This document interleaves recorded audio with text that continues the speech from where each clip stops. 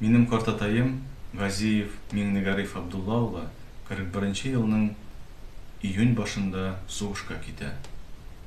Өендә әнисе, хатыны һәм 4 баласы кала. 41 елның августыннан башлап 42 елның октябрена хәтле Волхов фронтында сугыша. Һәм инде 42 елның октябрендә дивизиялары окружениегә эләгеп, ул әсирлеккә төшә. Газиз гаиләсенә, туган җиренә, Авыргазы районы Корманай авылына һәм гаиләсе кырына ул 47 елның декабрендә генә сугыштан кайта. Һәм 48 елны гаиләсе белән Уфага күченәләр. 1955 елны минем әнием дөньяга килә. Һәм 79 елның декабрендә картатаем 64 яшендә бу дөньядан бакыйлыкка күчә.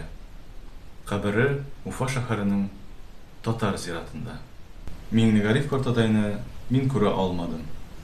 Һәм аның сугыш еллары, әсирлек турында да миндә бер хәбәр дә юк. Чөнки балаларына, туганнарына сугыш еллары хакында ул сөйләргә яратмаган. Наградалары бик аз.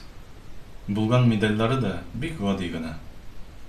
Ләкин картатайның икенче ягы турында әйтеп китәсем килә.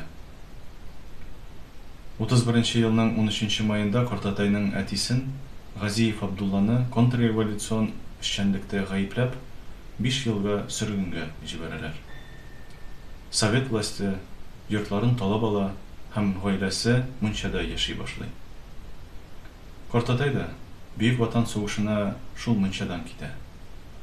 Ләкин Уфада яши башлагач, шәһәрнең уртасында картатаем йорт сала.